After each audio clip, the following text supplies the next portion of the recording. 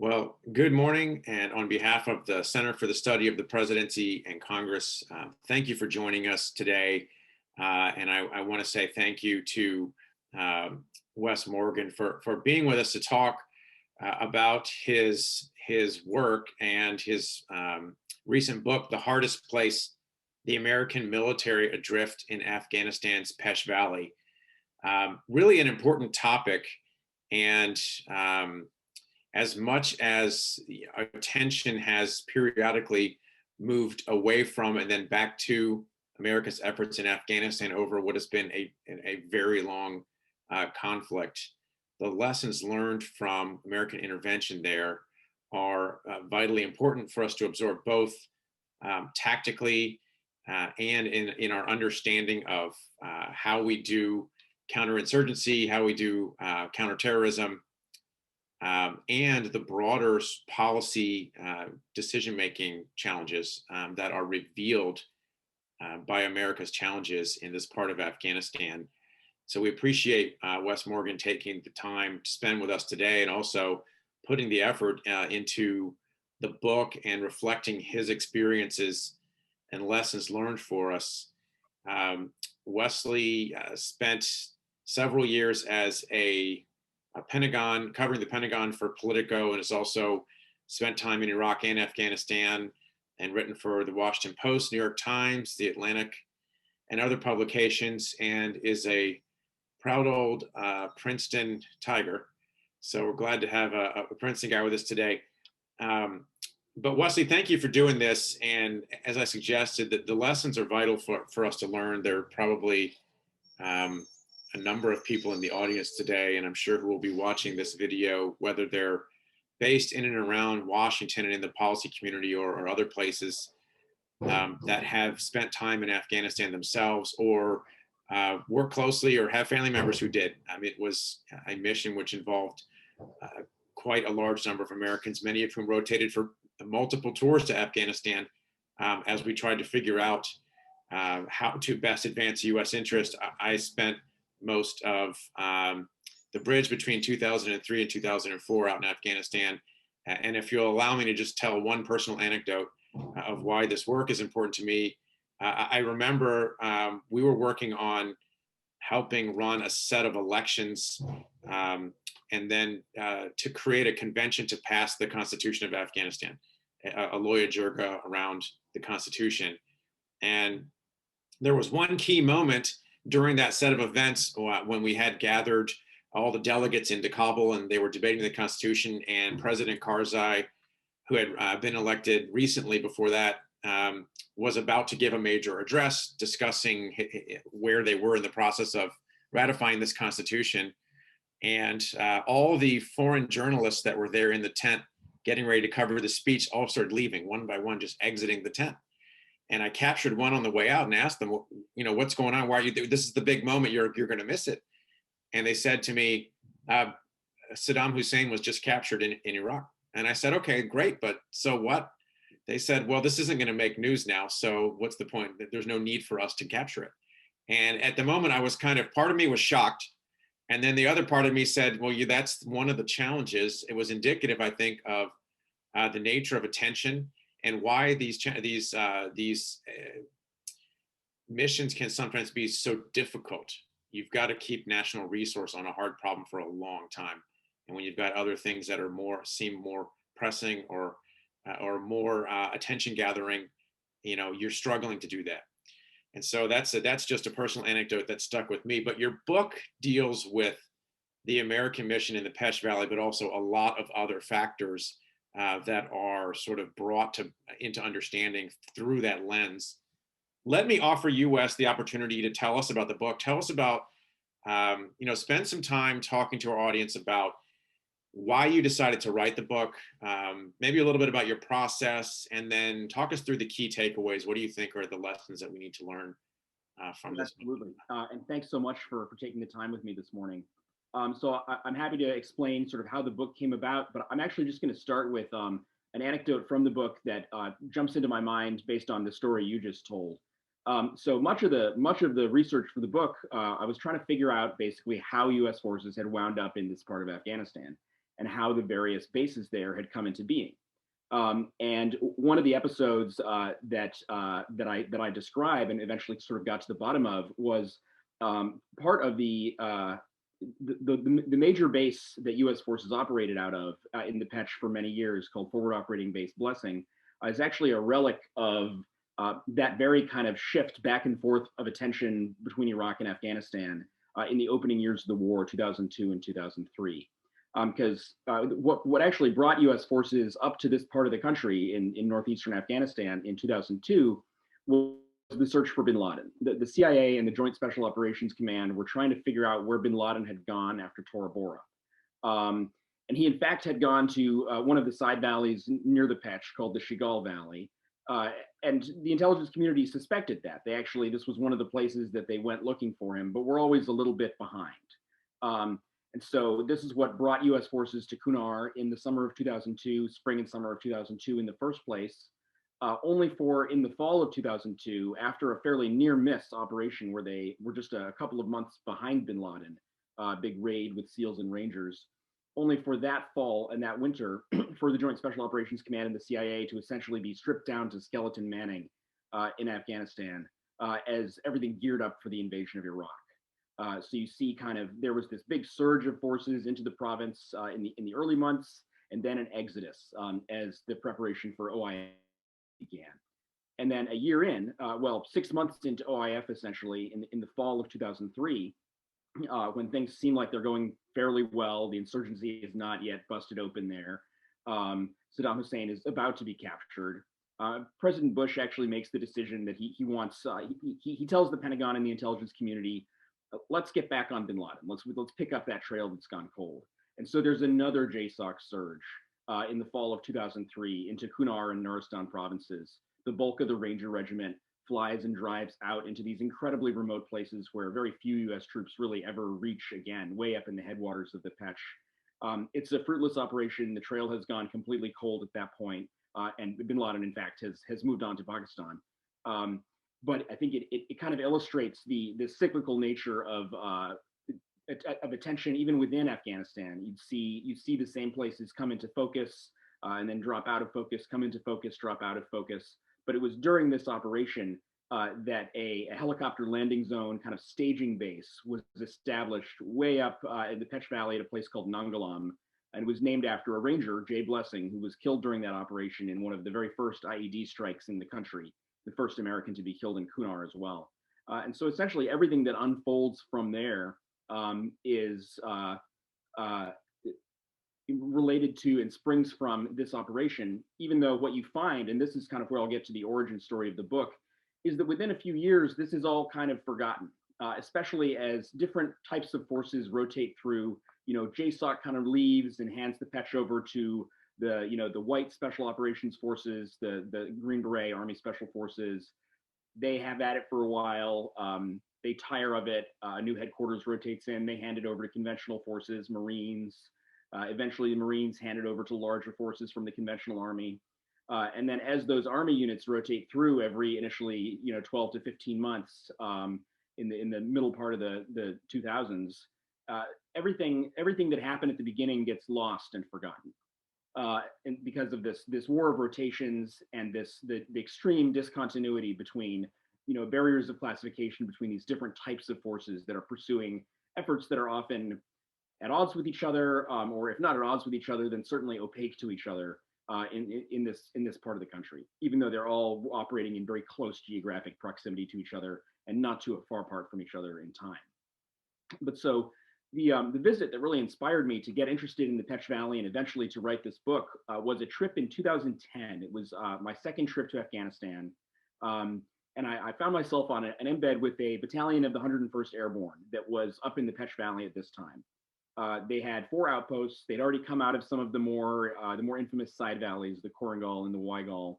But this battalion, 1327, the Bulldogs, they had 4 outposts in the Pech, and they essentially were locked in this stalemate there. It was very clear that the population had turned cold, was just kind of stuck between the U.S. forces that were there and the insurgents up in the hills, and the Afghan forces were kind of like a a bit presence. They were didn't do anything without tagging along with a larger U.S. operation. And the battalion commander in the Valley at the time, a guy named then Lieutenant Colonel Joe Ryan, now a one-star who's back in Kabul as the Deputy Chief of Staff for Operations at the U.S. headquarters in Kabul on his 8th Afghanistan deployment, plus some Iraq deployments. He had kind of reached the conclusion that summer that this was fruitless, that we'd kind of reached the metaphorical limit of advance in the Pech Valley. There were diminishing returns.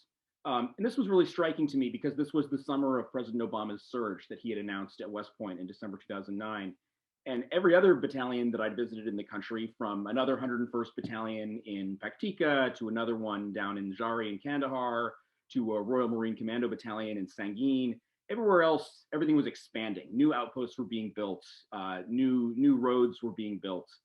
And the commanders that I would talk to, for kind of an in-brief and an out-brief before I would go and visit their platoons and companies for a few weeks, the battalion commanders would kind of be touting the progress they were making, talking about, rattling off metrics that illustrated how they were advancing the ball and how it was going to be, how much farther it was going to be advanced by the time the next guy came in.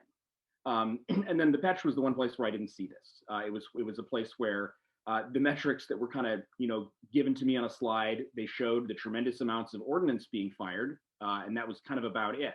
And then you had this battalion commander saying, look, in this part of the country, the time for expansion is done. We are a real contributing factor to the problem here. A lot of this is they're fighting us because we're here, and we're fighting them because we're here. And I was really interested by that disparity between what I was seeing in the rest of the country and what I was seeing in this very dramatic place, where I'd never seen so much artillery fired. I mean, it was just constant, for instance. And you go to these little outposts. There was a place called Combat Outpost, Michigan, at the mouth of the Korengal Valley, which a few months earlier, well, say a year earlier, I come to learn, Michigan had been a pretty quiet and safe place, because go up the valley, all the fighting was in the Korengal.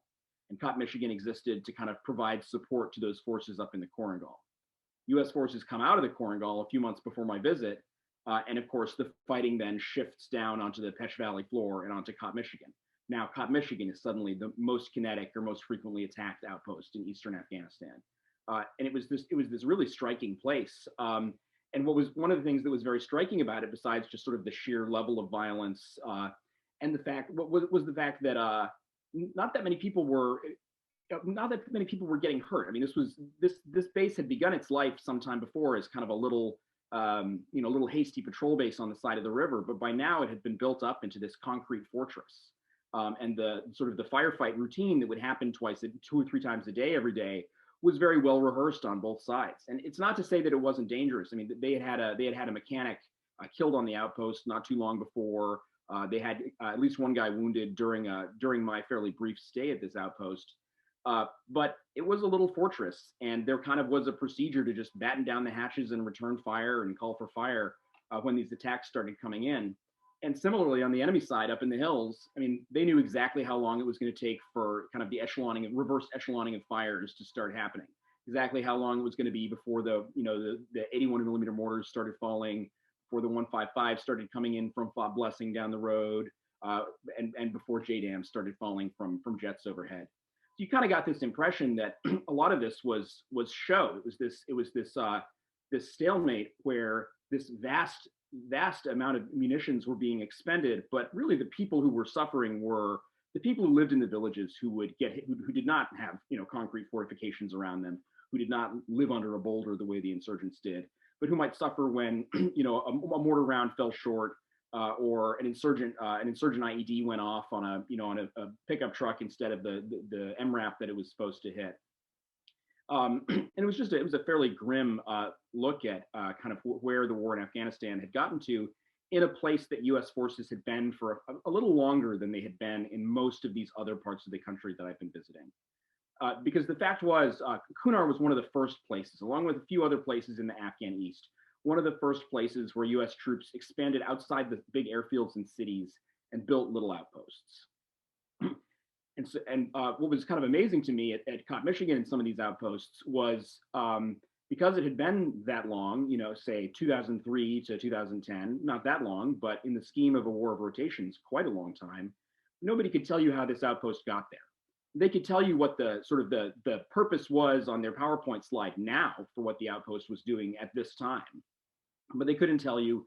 And not that this is the job of of an E5 or an E6 in the company to be able to tell you something like this, but you might think the company commander would be able to, or perhaps his interpreter who'd been there for longer than he was, tell you, when was this outpost built and what was the original purpose. And that was kind of lost. I mean, it was kind of, look, this outpost was here when the company before me got here. It was here when the company before that got here. I think it might have been smaller before that, maybe a platoon outpost. But beyond that, you just couldn't really say. And so that was really interesting to me.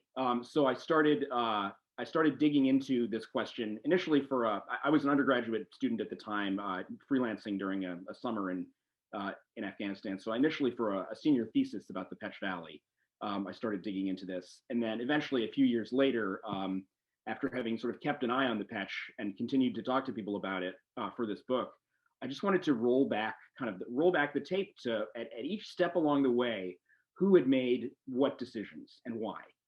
Because it was very easy in 2010, sitting in a fishbowl outpost like Cop, Michigan, for soldiers to think, look, just some idiot, some moron who wants to get us killed, put this base in this tactically unsound position. But of course, that's not what happened. There was a context in which this base was built. There was a context in which FOB Blessing down the road was built. There was a context in which FOB Wright in Asadabad was built earlier than that. And everybody who built these bases were well-meaning people acting on the information that they had at the time, which often was extremely incomplete information, as I came to learn. And that really was the impetus for the book, was to try and sort of solve these little mysteries of American involvement in this place. And so what the book does is it tracks those decisions, going back to the spring of 2002 when the first JSOC team showed up in Asadabad trying to figure out where bin Laden had gone. It tries to get into the heads of as many of the ODA team leaders, infantry company commanders, infantry battalion commanders, etc., as I can. And I was lucky enough, by working on this project for a very long time, to be able to talk to really a tremendous number of these guys about sort of what had been going on in their heads at the time, what was the information that they were acting on, what was their understanding of the situation at the time, to show these little incremental changes to the mission as it evolves from a small, narrow manhunting counterterrorism mission that doesn't really go anywhere into this much larger counterinsurgency project, without really there ever being one massive shift. It was always little incremental changes, often that were not super visible at the time, or it didn't even appear that significant at the time, but that added up are an example of this fairly extraordinary mission creep that just happened as you left these kind of junior leaders in charge of this very remote place. Now, as far as lessons, the book is not geared as it's not designed as a kind of a lessons learned tool, but I think there are some that will stand out to anyone who's familiar with the subject matter. One of them, as I've alluded to, is discontinuity of effort, disunity of effort. Throughout the book, you see special operations forces and conventional forces at cross purposes with one another. Sometimes you see different types of special operations forces at cross purposes with one another. And this really has, in some cases, very negative effects. I mean, for example, you'll have, when US forces kind of established their first outpost in the Weigel Valley, one of these very remote side valleys of the Pech, in the summer of 2006, it's a 10th Mountain Division unit that goes up there, builds a couple of little platoon outposts, and is only told by local people about an airstrike that had happened there about 3 years previously, that had killed a large part of a local family. And U.S. forces don't really know what to believe about it. They don't know what of this story is true, what of this story isn't true, whether it really was civilians, whether it was insurgents. And the reason for this is because this was an airstrike that was conducted under the auspices of the CIA in the fall of 2003. So it's simply something that's not in the institutional memory of the Army, such as it is, because it wasn't done by the Army. It was U.S. military platforms that attacked this village, but they were doing so as part of a CIA operation trying to kill Gulbuddin Hekmatyar, who was believed at the time to be harboring bin Laden. Back during that fall 2003 period when the intelligence agencies and JSOC were trying to pick bin Laden's trail up again.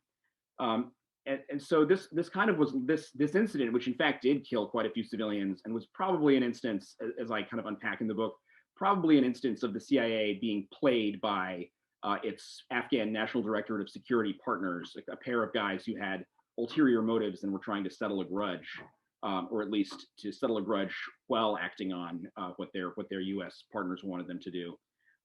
This incident kind of acted as a booby trap, lying in wait for these conventional infantrymen who wound up there in 2006 and 2007, who they hadn't made this mistake. They didn't even know about this mistake. But it really had hardened a lot of attitudes against them by the time, from the moment they showed up.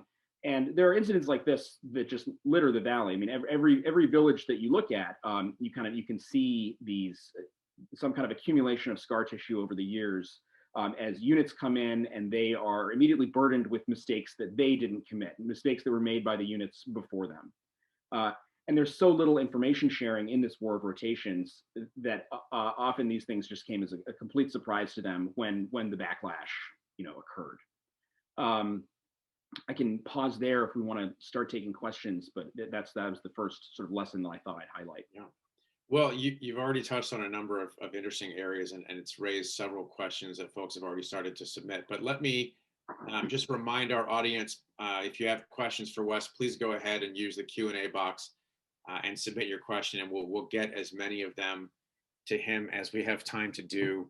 Let me start, if I can, by asking you just a question that I have, based on my personal perspectives and experiences with the Afghanistan conflict. I mentioned having worked out there. I was on a USAID project back in 0304, then entered the political world when I ran for Congress in 2008. And the debate around Afghanistan, I think, had unfortunately kind of devolved into sort of a binary in a similar way that the debate around Iraq had.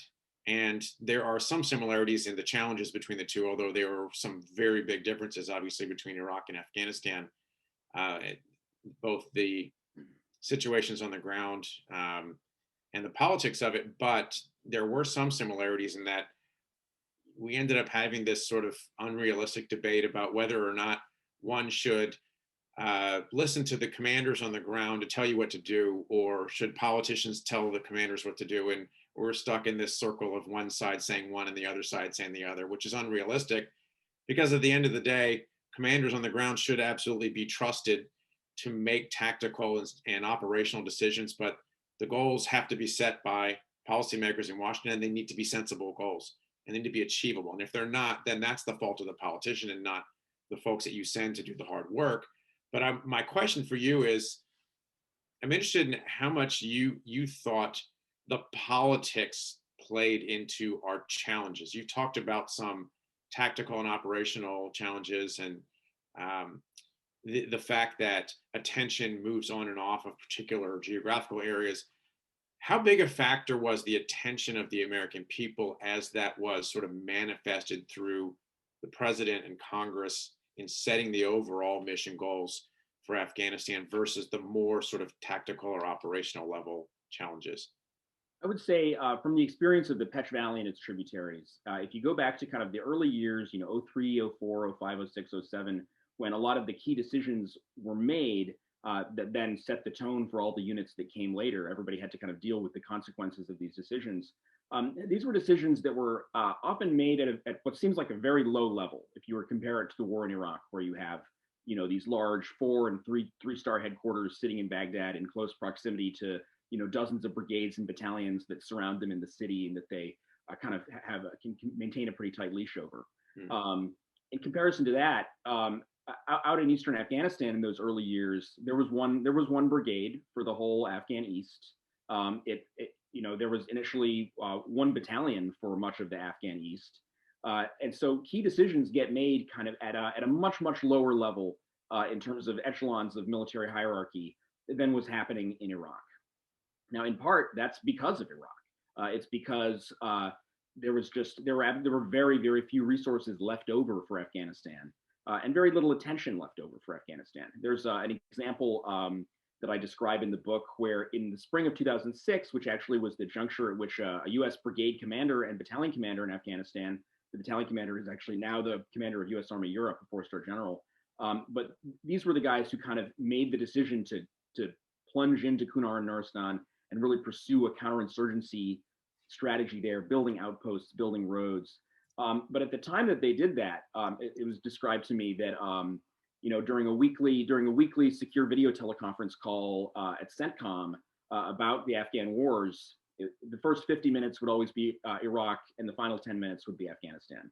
And one of the sort of senior staff officers in Kabul who was sitting in on these missions, on these sessions, described it to me as, for a World War II comparison, we weren't the Pacific theater, we were the China, Burma, India theater. It was such an afterthought. So these commanders had a lot of leash on the ground. They also had very few resources, so they had to make do with what they could.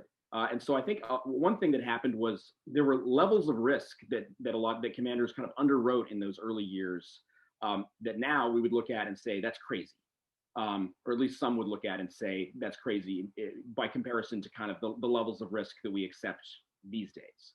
You had conventional infantry forces just out in the middle of nowhere driving around in pickup trucks and ATVs, sort of the opposite of the later war where even a Green Beret team has to submit a huge PowerPoint slide deck to get approval from a general officer to go outside the wire.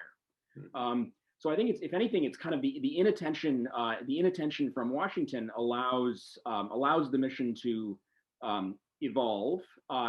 And the fact of the war of rotations means that there aren't kind of audits along the way to say, okay, well, how has this thing changed in the past year or 2 years? Do we want to put the pause button on it? And especially, there was not a way to kind of it was much harder to undo things than it was to do things in those early years. In particular, the establishment of outposts. You could establish an outpost, at the drop of a hat. Brigade commander or siege assertive commander wanted to go put a camp in XYZ Valley, it would happen. Then that same outpost would take literally years to pull out of, and pulling out of it years later, once the war had become a much larger and more centralized effort, became something that required the approval of the 4-star ISAF commander in Kabul, or if not him, then his 2-star operations deputy, both because of just the centralized process that had grown up, because of the resources that were required. These little outposts that had begun as kind of side of the river patrol bases with tents were now these little fortresses with huge amounts of material at them, and coming out of them required helicopter support, it required air support, it required drones, it required all of the same kinds of resources that were being used elsewhere in the country for offensive operations. So that was something that really wasn't appreciated in the early years, was kind of how hard it was going to be to undo anything that you did. Let me pose a very related question that one of our audience members submitted, which has to do with historical memory and institutional knowledge and transition. Can you talk a little bit about the ramifications of, one of the sort of inherent challenges of long, faraway wars is unit rotation. And it's a lot to ask an American soldier to leave his or her family for a year to go into an environment, whether they're doing counterinsurgency or even counterterrorism operations. A year away from home is a long time, but in the context of presence in a place where you need to understand the human terrain, a year is a very short time to understand who you're shooting at and what the ramifications of the battle you're engaging in are. So you have units rotating in and out within a year or 18 months and handing over to each other and trying to pass all the knowledge gained.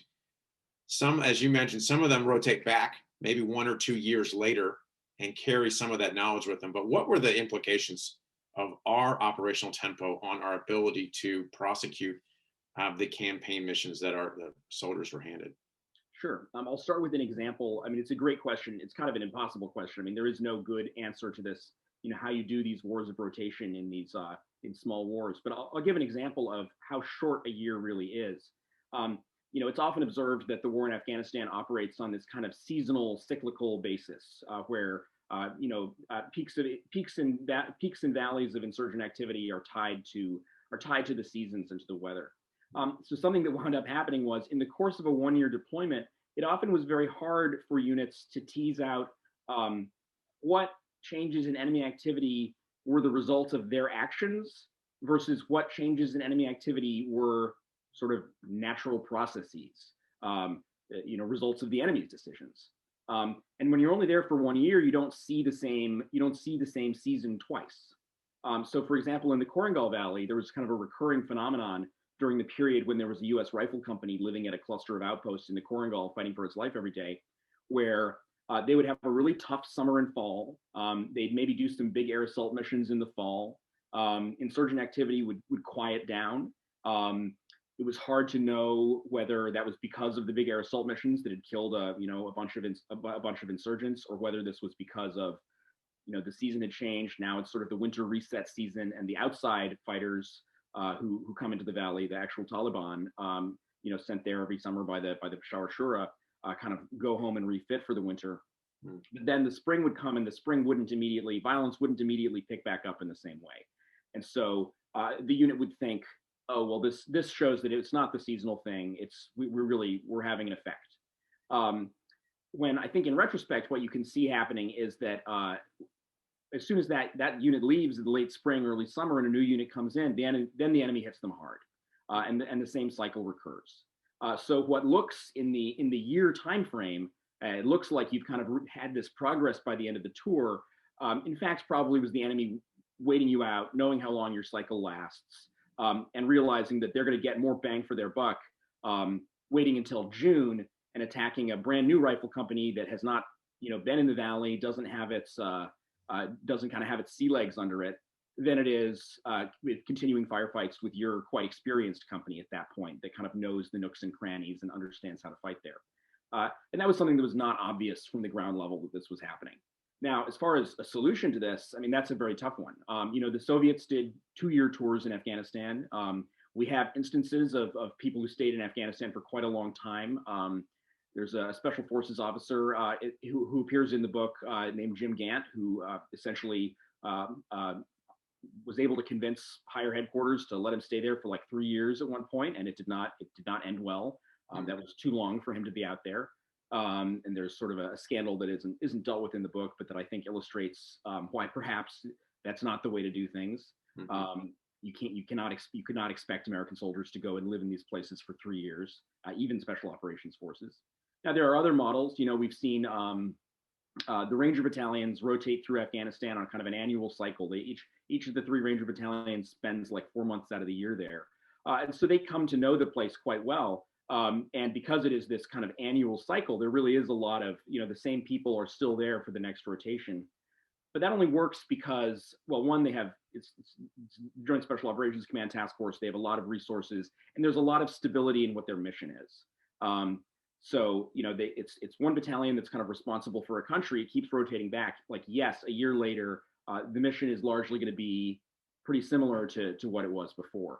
When similar models were tried with conventional forces, there was an effort at one point in the surge era to send brigades back to the same part of the country that they had been sent to previously. It just doesn't really work for a couple reasons. One, the cycle is much longer. I mean, when you're looking at year-long deployments and year-long resets, or 2-year-long resets, there's actually a lot fewer people sort of who are still part of the unit who were there the previous time when you go for that second deployment. And then two, districts and provinces that were a focus 2 years ago aren't going to be a focus now. So it winds up being, more often than not, a unit doesn't really wind up going back to the same place on the conventional side. And so it's kind of a noble effort, as well-intentioned. You can see the logic to it, but it just runs up against the realities of the complexity of the conflict. I used to hear kind of interesting creative solutions to this that would range from, okay, look, maybe the lower level tactical units should do shorter rotations, which is kind of the model the Marines had for a long time in Iraq and Afghanistan. Was, the battalions would go for 6 or 7 months, whereas the regimental and division headquarters would go for a year. So you'd hear people talk about, okay, well, maybe there should be some model like that. Battalions go for a shorter tour. Brigades and divisions go for 18 months or 2 years or something like that, because they're not the ones who are actually, it's more practical to do a longer tour at a staff headquarters at Bagram or Jalalabad than at a place like the Korengal Outpost. But that also that addresses sort of part of the problem. But the fact is, actually, these tactical units are often the ones who really need to be there for longer to gain effectiveness. So that doesn't address that. I mean, another interesting solution that I once heard a guy propose was, hey, look, when the unit goes home, maybe the company commander stays. Maybe the company commander stays on in some different role, like he becomes the senior advisor to the Afghan Army battalion in the area. So then he kind of is there as a coach to the new incoming commander. And he also kind of has some heft and experience that he can bring to his job of advising the Afghans, which was a job that was often, for years and years and years, often just kind of on the back burner and not taken seriously by conventional forces. I don't know kind of what the answer is. I mean, the closest, the people who really wound up being the institutional memory for U.S. troops in the Pech were the interpreters, Afghan or Afghan-American interpreters, who sometimes were taken seriously by their commanders and used as kind of a reservoir of knowledge, and sometimes were not. Were just used as interpreters, which was their job.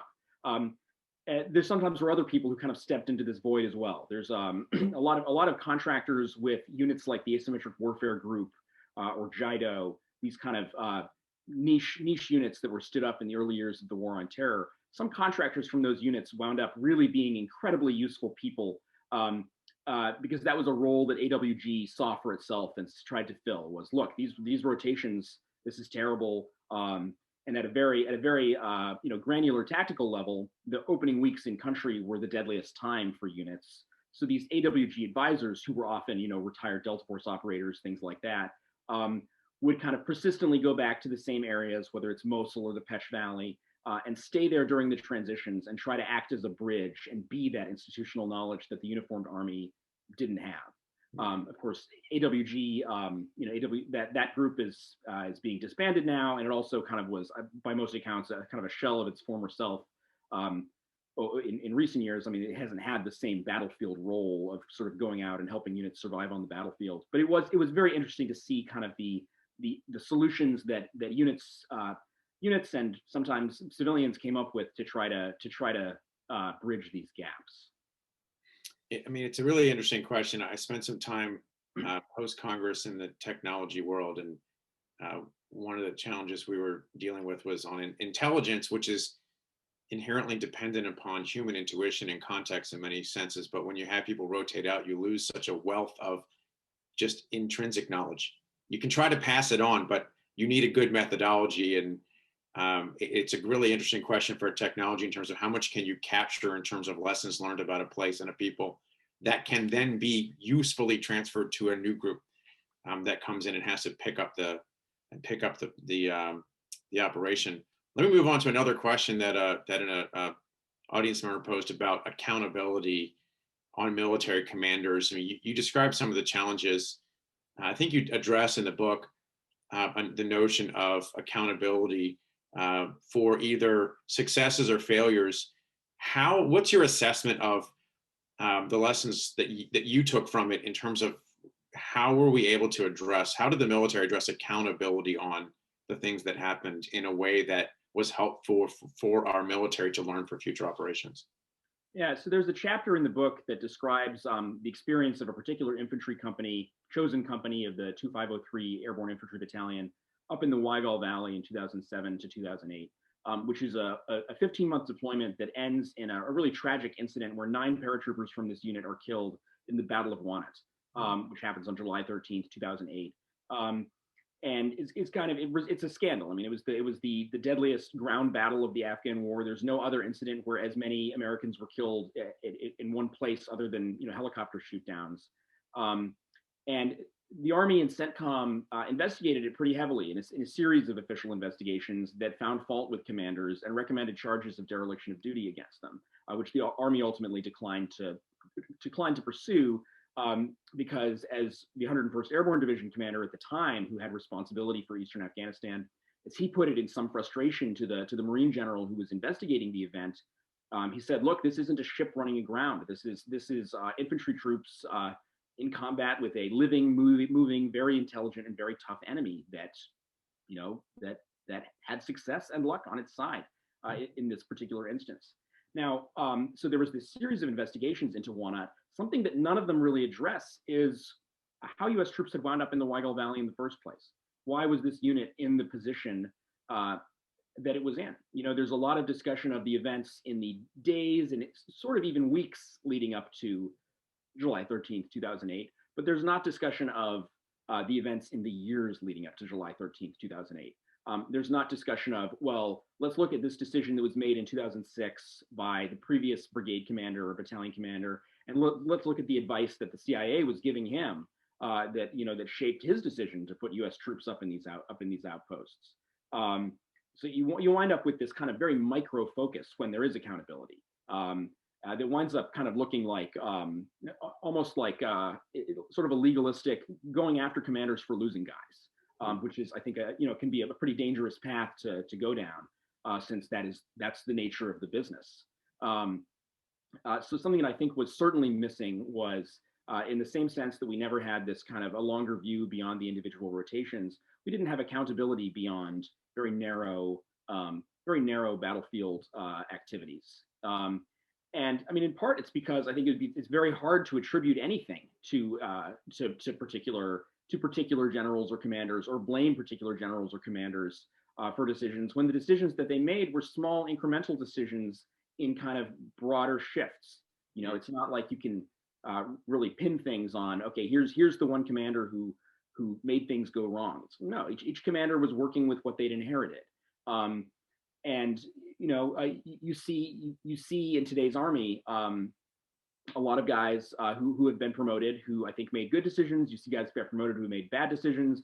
You see guys who were passed over who made good decisions. You see guys get passed over who made bad decisions. I mean, I think the reality of kind of how the Army promotes has a lot more to do with kind of institutional boxes checked and how these guys sort of serve the institutional Army than it does with how they performed on the battlefield. And maybe that's appropriate, given that often on the battlefield they were in really impossible situations, for which it might be quite unfair to kind of hold them accountable for, say, and what do you hold them accountable for? I mean, there's a battalion commander in the book who winds up not advancing much further in his career and retiring, but who I see as kind of an unsung hero of the Pech story. As a battalion commander who he was not kind of a cut from the same mold, destined for general stars kind of guy. He was a guy who had been selected from an alternates list to command a battalion when the Army built a bunch of new battalions in 2007 and needed more battalion commanders. But in part because he's not a guy who sort of sees a long career ahead for himself, he's the first guy to kind of call to look at the Korengal for what it was, for what it had become, and tell truth to his superior officers that we weren't accomplishing anything there. Which is not, and it's not the case that the officers before him were lying. They weren't, but they were looking at the situation with much more kind of through a more ambitious lens, and really believed that they could accomplish a lot. That this commander, a guy named Brett Jenkinson, looked at the situation and thought, my newer unit, this brand new unit that's just been stood up at Fort Hood a year ago, my unit can't accomplish these kinds of things that these previous storied units from the 173rd and the 10th Mountain at least believed that they could accomplish. Now, Brett Jenkinson saw his tour as a failure because he did not keep pushing the ball forward. And I think you could make the case that the Army saw it as a bit of a failure too. He is not rewarded with additional with career success and promotions for a variety of reasons. But if you're promoting people at the height of 10 years ago, you might, based on their performance on the battlefield, you might be promoting them based on the kinds of metrics I was describing at the beginning. How much progress are you making? How far did you push the ball? When perhaps really it's a guy like Brett Jenkinson who had a deep value that wasn't reflected in those kind of metrics, because he was able to look at something and see it for what it was and say, or at least try to say no. Let me ask you to follow up on an anecdote. You talked about a drone mission that was operated by another agency, the CIA in the instance that you described. Can you talk a little about your assessment of what the source of the challenge, how much of it was the difficulty in coordinating conventional military, special operations, CIA, other operators who were out trying to ostensibly working on the same overall mission, but perhaps not as coordinated. Um, what was the role of that challenge in the overall difficulty? So in this part of the country, I think it was quite acute. There are many parts of the country where the sort of the counterterrorism JSOC CIA mission does not show itself that often. You know, battalions fighting in rural Kandahar would not see so much of the CIA or JSOC. But because Kunar and Nuristan were places of persistent interest from a counterterrorism perspective, places where genuine Arab Al Qaeda operatives continued to pop up persistently for years and years and years in reporting. The CIA and JSOC always had a deep interest in Kunar and Nuristan. Now, to what degree they acted on it waxed and waned. I mean, sometimes there were periods when losses had become too high, and the JSOC task force would sort of back off for a couple of years and say, "Look, we're not messing around up there unless we have a really, really high bar for intelligence." But nevertheless, it was always an arena for both conventional forces, theater special operations forces, the JSOC counterterrorism task force, and the CIA. They were all always operating in fairly close proximity to each other up there. And I mean, just to give the example of the incident in the Waigal Valley in October of 2003, where this family many members of this family are killed in this botched airstrike that was ordered by the CIA. The conventional forces that wound up kind of having to deal with the consequences of this years later, I mean, they didn't know what to ask, right? It's not like they could have foreseen, look, we're going to need some information from you guys about what happened on October 30th, 2003.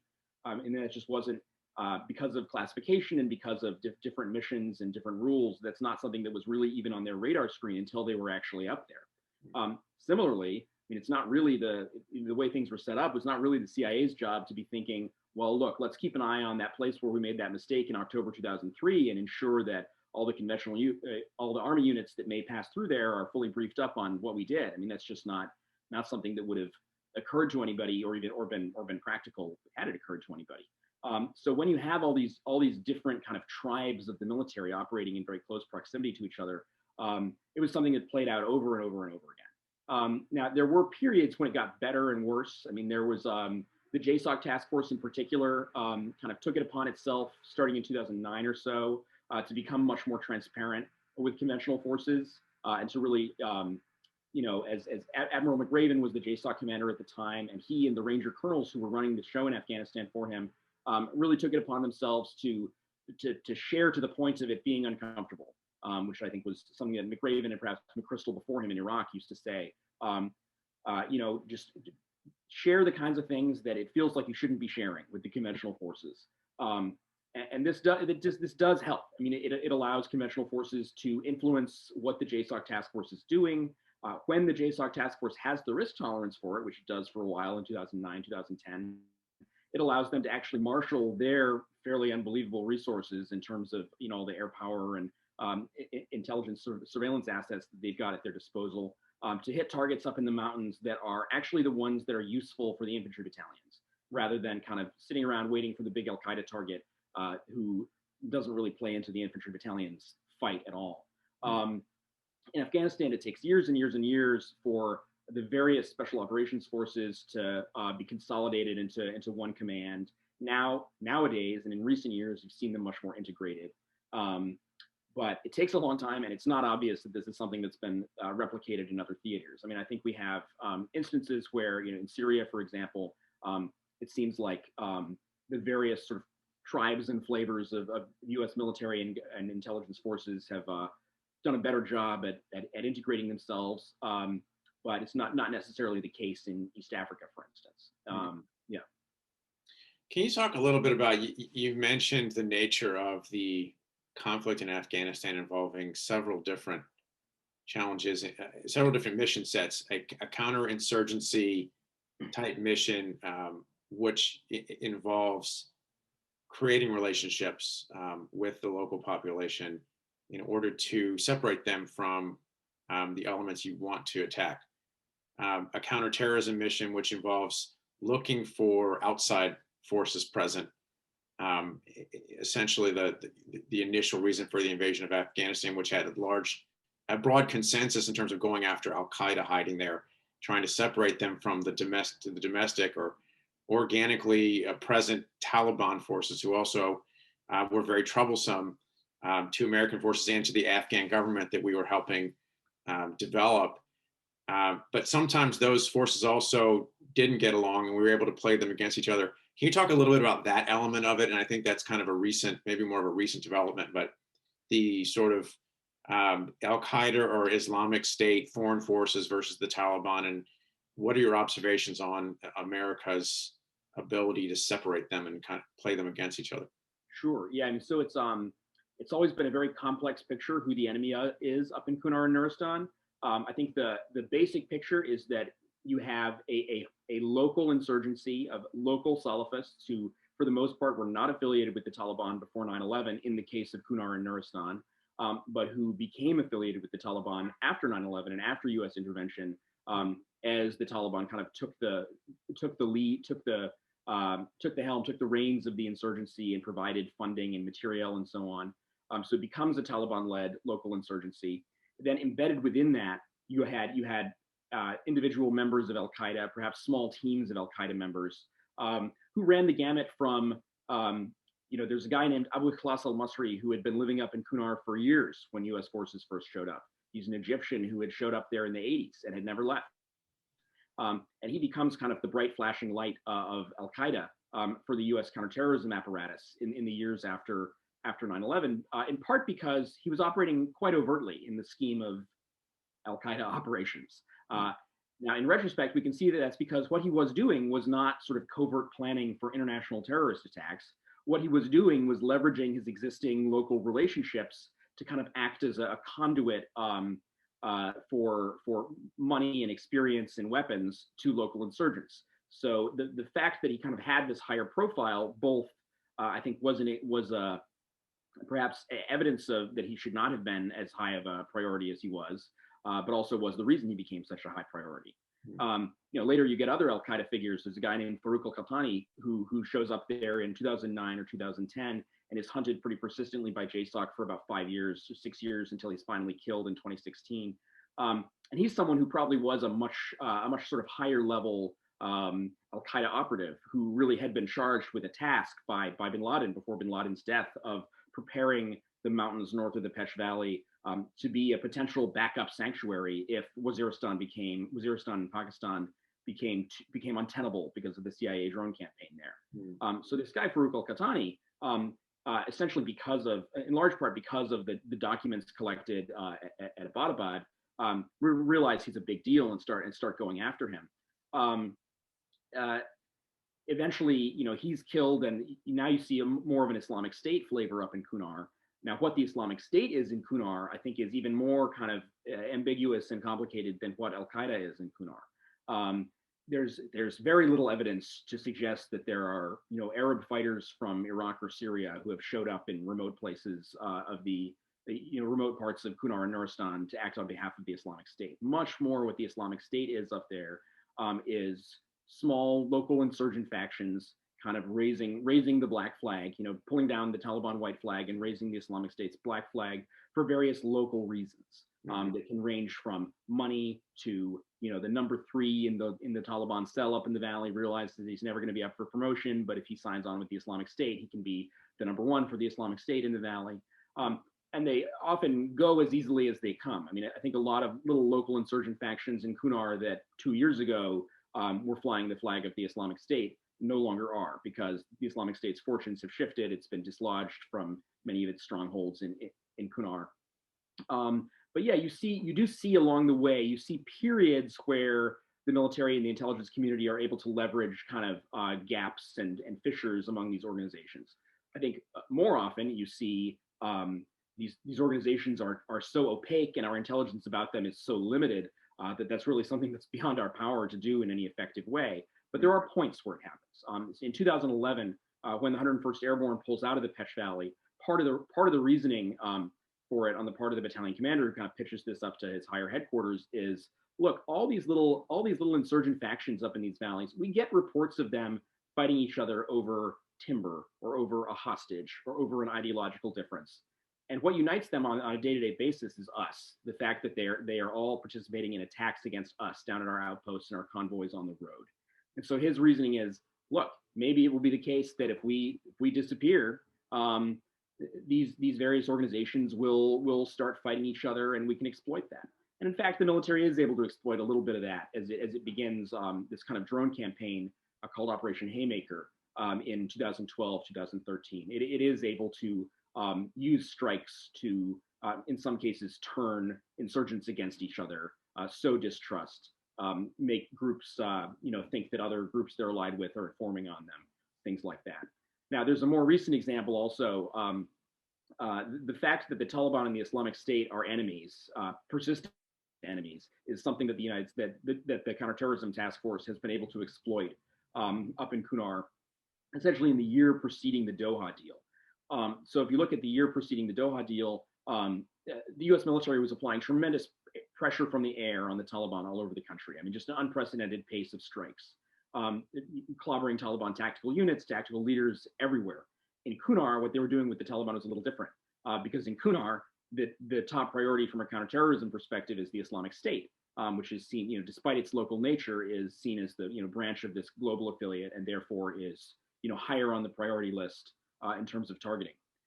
So up in Kunar, including in some of these valleys, the Korangal, the Chowkay, where U.S. forces had fought for years and years, you actually see the JSOC task force using its strikes to the benefit of the Taliban against the Islamic State, listening in on the Taliban, figuring out, okay, look, ex-Taliban subcommander is going to go up the hill at 08 tomorrow and attack Y Islamic State faction, and it seems like a certain machine gun nest may be the thing that's going to be in their way. So let's strike that machine gun nest. Things like that, which is sort of a, it's very low level, and it did not entail actual cooperation between the United States and the Taliban. It's not like the task force was talking to the Taliban to figure out what they needed. But it was an interesting, I think, a creative way of kind of playing that hand. And it's something General Joe Votel, when I asked him about this for the book, who was a guy who had a lot of experience in the Afghan East as a one-star up there, later as the JSOC task force commander, and later as the CENTCOM commander. He compared this to kind of the complex alliances that U.S. forces found themselves in Iraq in the post-2014 period, where you've got, in some parts of the country, you've got the U.S.-backed government forces going after ISIS. In other parts of the country, you've got the Iranian-backed militia, Iraqi militias going after ISIS. You want them to succeed, even though they're Iranian-backed. So you find ways to, you're not actually going to provide them close air support, but you're going to sort of think about what's the best way to provide air support to ensure that they're, that ISIS, that there's the worst outcome for ISIS. And that's kind of somewhat similar to what the U.S. was doing in Kunar in late 2019 and early 2020 with these airstrikes. Thank you. Let me ask you, in the approximately minute we have left, two quick things, and these are hard, big questions. But how did you include Afghan perspectives in your book? And then any closing comments you want to make on where we are today with the impending withdrawal of U.S. forces, Taliban, Afghan government deal? Any assessment you want to give on kind of where things are now? Sure. So I'll start with the first one. When I started writing the book, I did not have high hopes of being able to include Afghan voices. I thought of it more as a U.S. story. And at heart, it is a U.S. story. The way I've written the book, I focused on the U.S. military units there. But what I had the luxury of over time, because I worked on the book for so long, was including a lot of Afghan voices with their perspectives on the U.S. military. So the Afghans that I sort of concentrated on talking to were those who had worked closely with U.S. military commanders, and who had this longer perspective and could see things about them that the units and the commanders themselves could not see. So incredibly important to this were the interpreters. I mean, there are interpreters who spent 3, 4, in some cases 6 or 7 years working for U.S. forces in Kunar, and they have tremendous knowledge. Now, I've had to protect their identities in the book because whether they're in or out of the country, they face threats of a different kind than U.S. interview subjects face.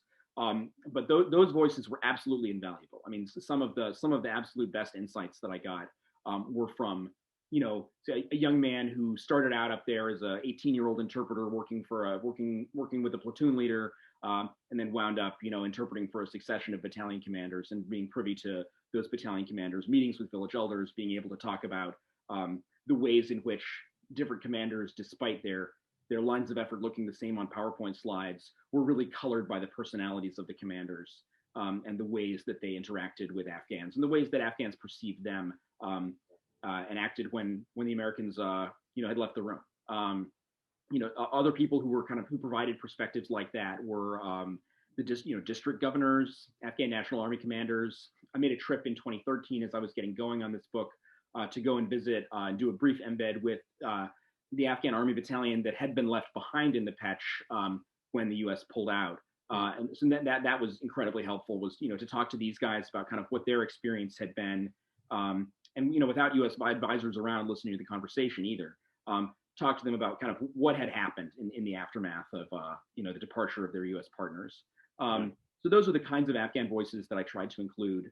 I also tried to include a thread that runs throughout the book is the effects of civilian casualties, the effects of errant airstrikes that killed innocents. So where I could, in particular, there are a couple of events in particular that I tried to reconstruct in as much detail as I could. I talked to survivors of these airstrikes.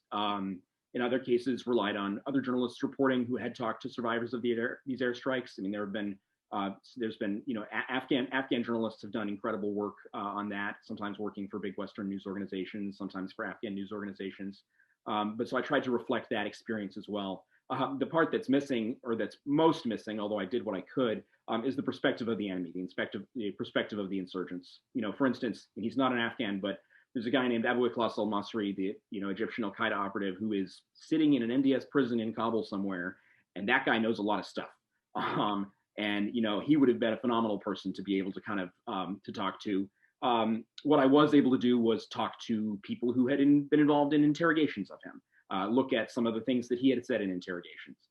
So in some cases, that was kind of as close as I could get to the enemy perspective. And I hope that other people are able in later years to somehow untie that a little more. Okay. Any closing thought, 30 seconds on where we are today? Yeah, sure. I mean, I'm going to avoid making any predictions because my job doesn't entail my having to, which is a great luxury. I think the thing that I keep the closest eye on as these negotiations and the administration's decision process unfold is what is the Taliban going to do about Al Qaeda? Because that's the thread that runs throughout the book, the relationship between the Taliban and Al Qaeda. And it seems like really a very deep sticking point in this deal is we have as U.S. commanders and diplomats have said, we really have not seen much evidence of Al Qaeda breaking with of the Taliban breaking with Al Qaeda. We know that Al Qaeda in fact kind of endorsed the deal from some reporting. It seems like the deal is a place that has a lot of wiggle room in the public version of the text, and then a lot of classification surrounding these various annexes and other layers to the deal where we don't really know who is committed to what with regard to Al Qaeda. And of course, Al Qaeda and the Taliban's relationship with Al Qaeda are what brought us to Afghanistan in the first place. So I think that's really, what becomes of that is going to be the biggest, to me, the biggest thing to look at in the report card of what did this all accomplish. Yeah, I appreciate that. I think there's no question it will be an enduring challenge. At what level, it's hard to predict, but that's why the lessons that you've helped us unpack with the writing of the book are so important. Thank you for telling the story of the heroism of a lot of American men and women who risked their lives on a really hard mission. Thank you for mentioning the work of the Afghans who supported U.S. forces, and particularly the interpreters who took great risk. In my personal experience, working with some of those people, they were promised a great deal, and some were helped, and there was a special visa program developed to help many of them emigrate to the States. And it was implemented, I think, in a kind of sometimes worked well and sometimes not so good way, unfortunately. But I'm glad you mentioned their contributions and sacrifices. I'll mention that the book is dedicated to them. That's who. If you look at the opening of the book, that's who I've chosen to dedicate the book to. The interpreters who risked their lives, right, helping keep Americans alive. Well, I really appreciate that. So, Wesley Morgan, thank you very much for spending this time with us, for unpacking a lot of what you put into this book, and for doing the work to capture um, something that's very important historically for us to digest and to grapple with. The hardest place, the American military adrift in Afghanistan's Pech Valley. Thank you so much for spending the time with us, and thank you to our participants and audience today for joining us and submitting great questions. And we wish you the best, Wesley. Thanks a lot, everybody. Take care. See you soon.